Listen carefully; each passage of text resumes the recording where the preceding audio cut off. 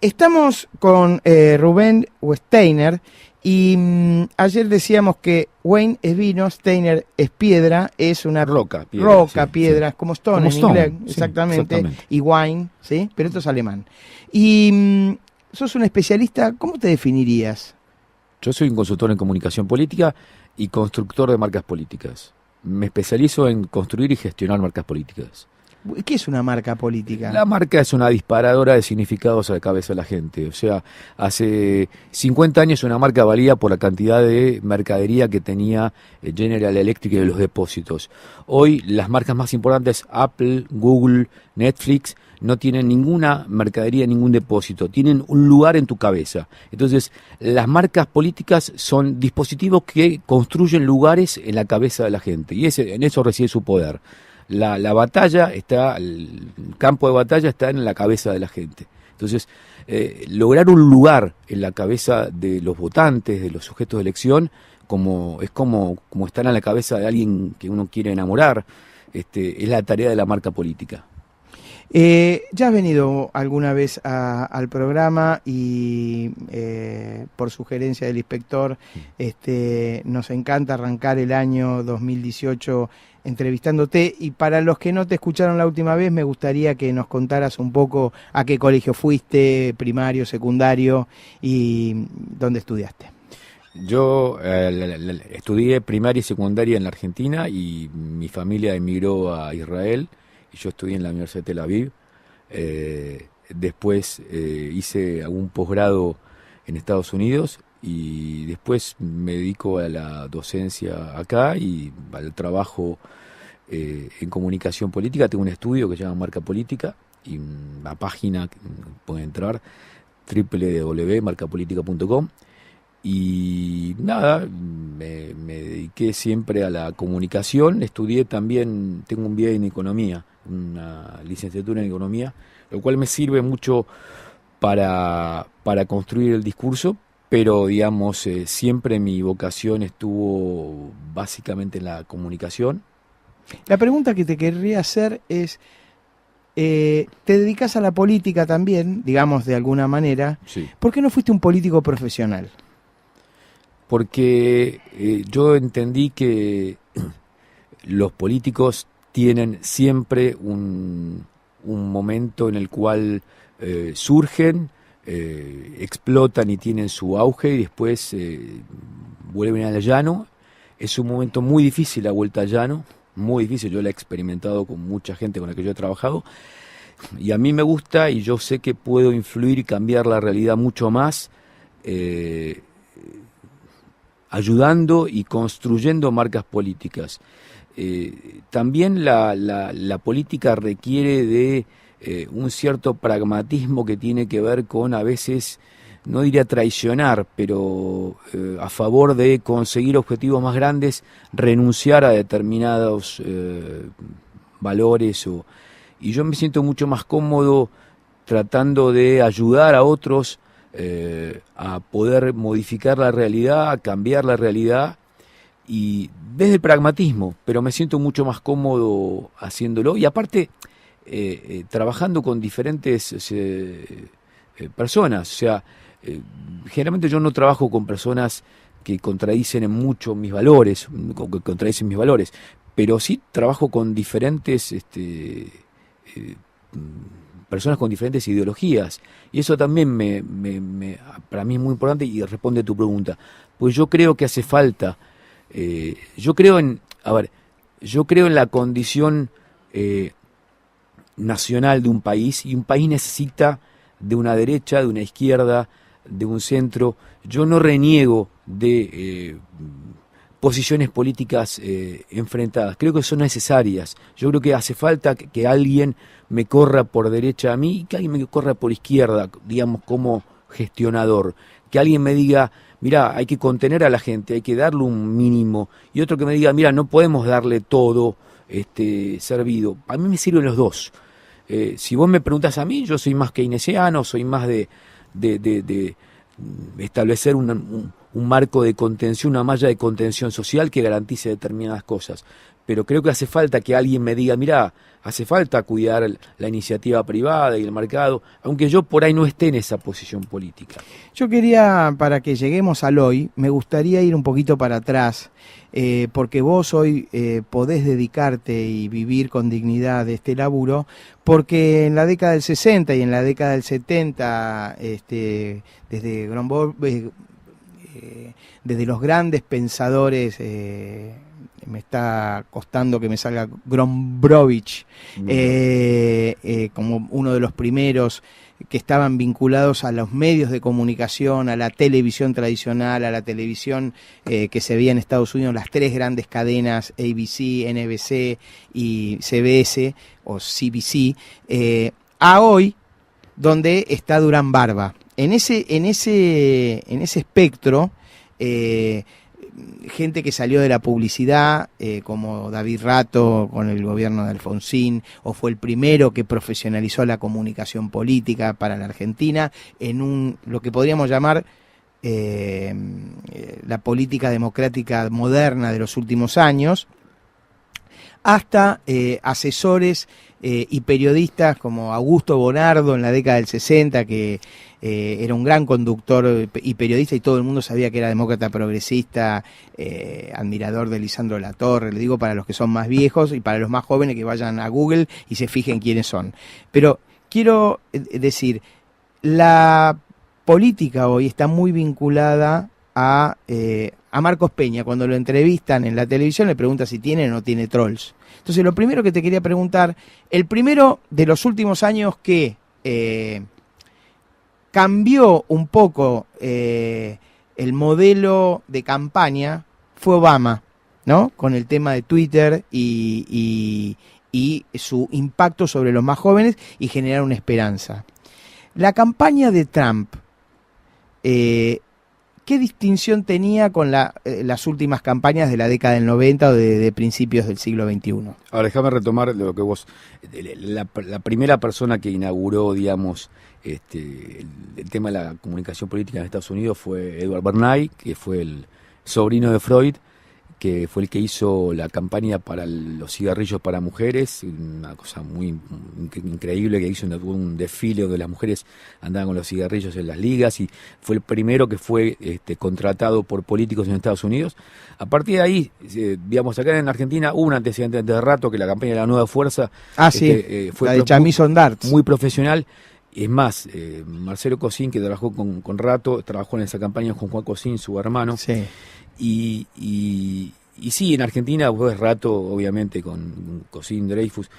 Yo creo que la profesionalización de la comunicación política, digamos, vos traes lo de Obama, la gran diferencia de Obama fue apuntar al voto joven y utilizar, obviamente, las nuevas tecnologías para microsegmentar, ¿sí?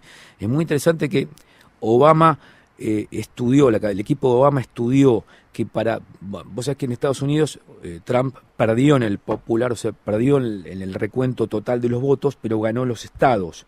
O sea, vos podés ganar en California por un voto y te llevas 50 electores, como era acá hasta la reforma del 94. Y lo mismo en Florida. Entonces, ¿qué pasó? La campaña de Obama se dio cuenta que para ganar en Florida había que ganar en Miami, para ganar en Miami había que ganar en Miami-Dade, un barrio. Entonces estudiaron mesa por mesa y a través de Facebook pudieron microsegmentar. Estudiaron que las mujeres de ese barrio, su máxima aspiración era cenar con la estrella de Sex and the City, Carrie Bradshaw, pero la actriz es Sarah Jessica Parker, y con George Clooney. Entonces Obama organizó una cena con Sarah Jessica Parker, con George Clooney, con estas mujeres, y sabía que si ganaba en esas mesas de esas escuelas en ese barrio, ganaba en Miami, si ganaba Miami, ganaba en Florida, y todo esto con la Big Data de Facebook. Entonces, evidentemente la profesionalización que hizo Obama y le permitió ganar con el 66% en el voto joven, lo cual le permitió torcer todos los déficits que tenía en el voto hispano, en el voto judío, en el voto blanco rural. Fue una revolución. Ahora, lo de Trump también es muy interesante. Creo que la campaña de Trump es muy interesante porque la campaña de Trump, si uno veía el Facebook Live, tenía una cantidad enorme, tremenda de audiencia. O sea, él se basó mucho. Es más, Trump en esta semana acaba de nombrar su jefe de campaña para 2020 a Ben Pascal, que fue el jefe de la campaña web 3.0 en ese momento del 2016, y lo pone como jefe de campaña global, porque tanto le reconoce la influencia que tuvo Ben Pascal en la victoria de 2016, que lo pone como jefe de campaña de 2020. Yo estuve en Estados Unidos hace 7 meses y todos me decían, Trump ya ganó en 2020.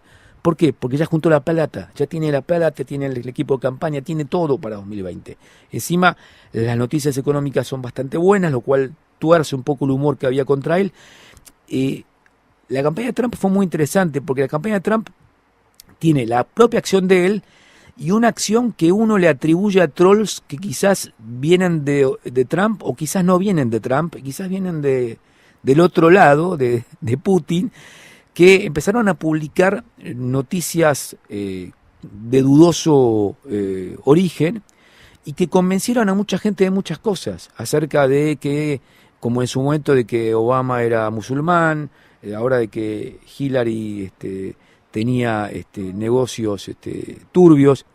Yo quiero acá traer un punto que es interesante. Mucha gente habla de la grieta, y la grieta se ve muy favorecida por Facebook, porque uno en Facebook tiene amigos que piensan como uno. Entonces, los que no piensan como uno, que piensan de las antípodas, lo van bloqueando a uno. Entonces, uno se va generando micromundos donde toda la gente piensa parecido.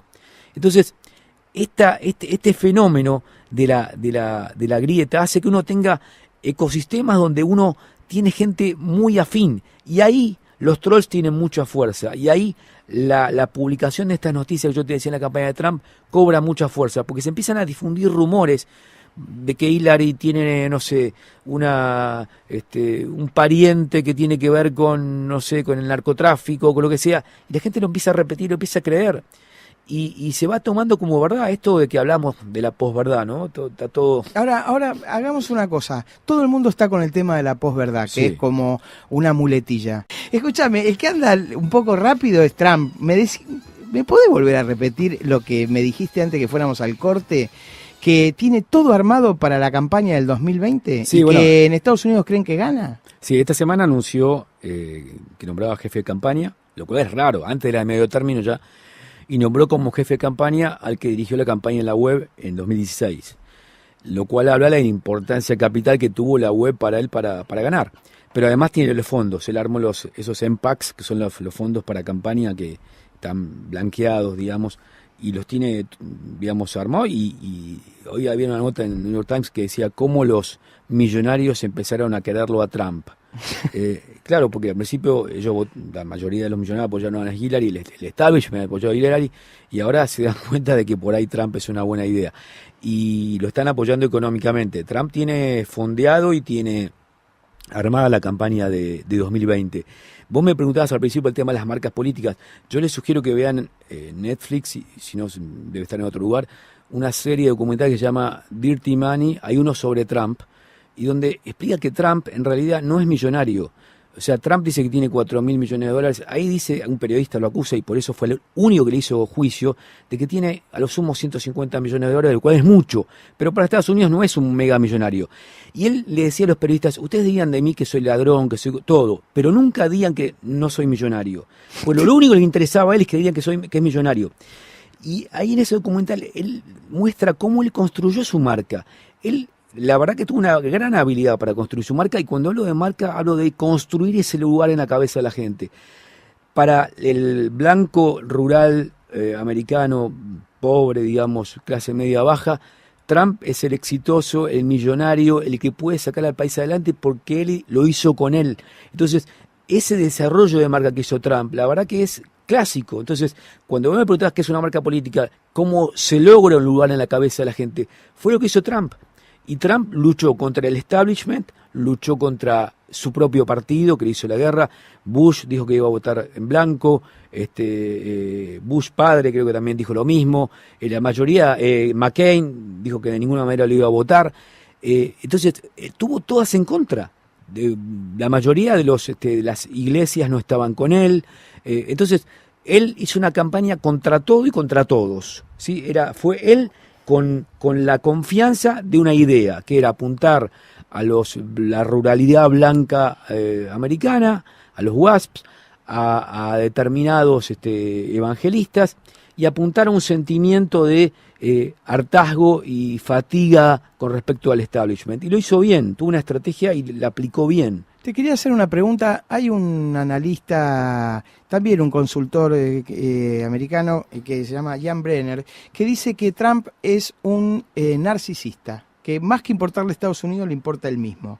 Y me parece que en la construcción de la cabeza, para poder llegar a los lugares de poder, y no quiero hacer psicoanálisis barato ni nada por el estilo, hay que tener una idea y una opinión sobre sí mismo bastante importante. El caso de Trump, desde su estilo, cómo llegó, cómo se construyó, cómo salió en los medios de comunicación, a qué se dedicaba. Él era un tipo que decía si tal persona era exitosa y le iba a ir bien en su programa de televisión, o los echaba, ¿no? Esa cosa de construcción de autoridad o autoritaria que tenía Trump en los exitosos que él iba formando o forjando en su programa de televisión de Estados Unidos. La política europea, que es donde, yo no quiero hablar de la Argentina, porque sería injusto, vamos a hablar un poco de la ciudad de Buenos Aires, que es atlántico europea pensante en muchos aspectos. El modelo de dirigente político norteamericano está alejado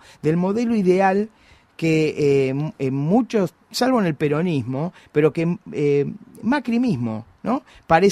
Intentaría parecerse más a un dirigente político conservador o moderado europeo que a un político norteamericano, ¿sí? Desde el punto de vista individual, creo que es necesario que un político tenga esa condición de egolatría y narcisismo, así como un goleador no pasa la pelota, porque si la pasara no sería goleador.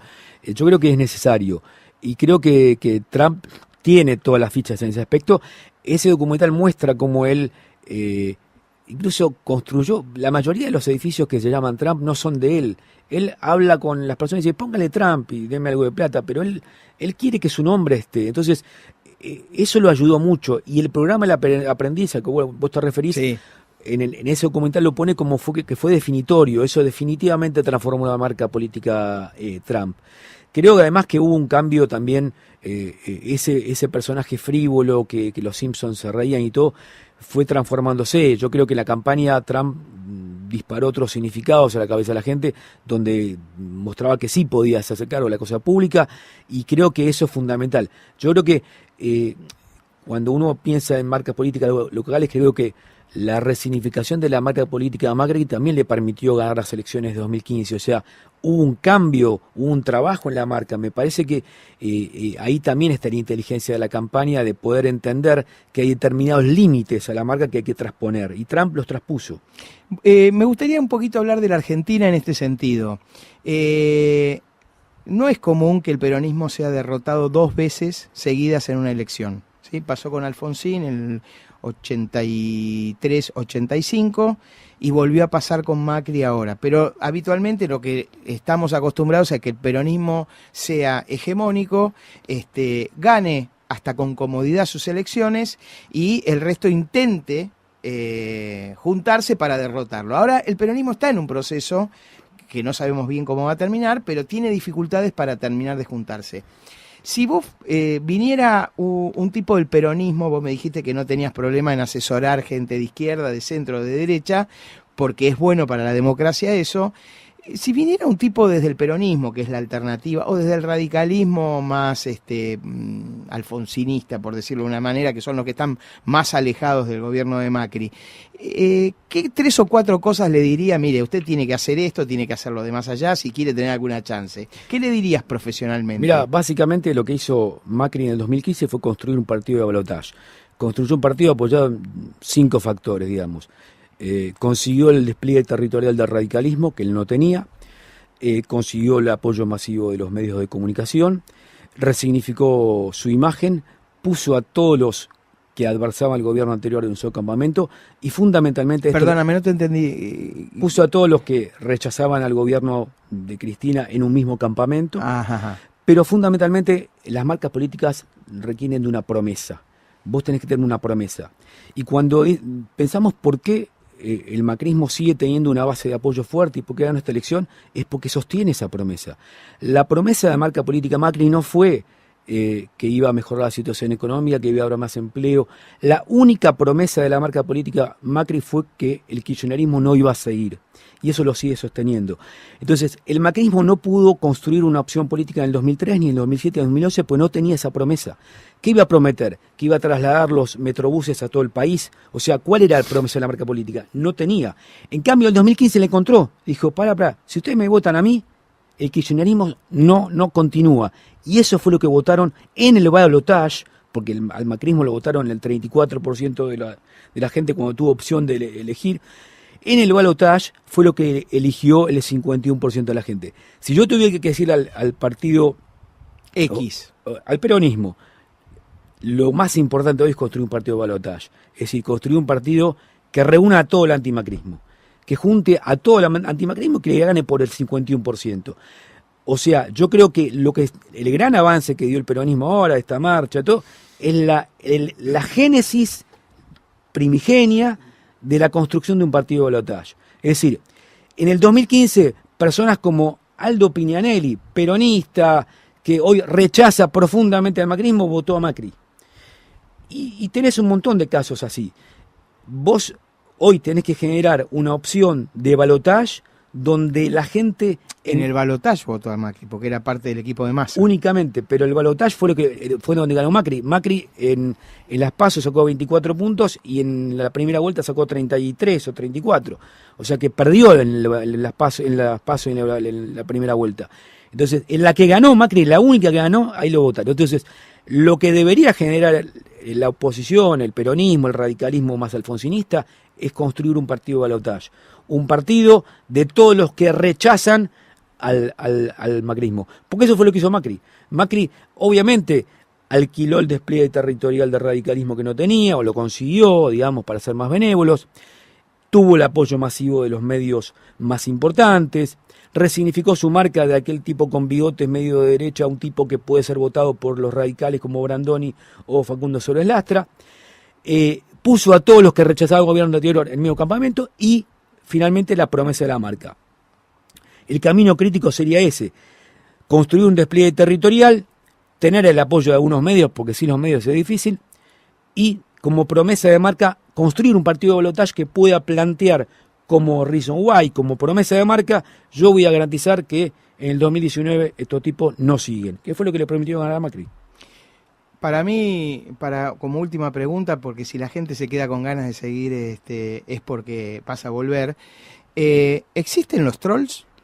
Sí, de ya, por último, creo que uno lo vio en el Brexit, fue increíble, en la crisis catalana, en las elecciones de Estados Unidos.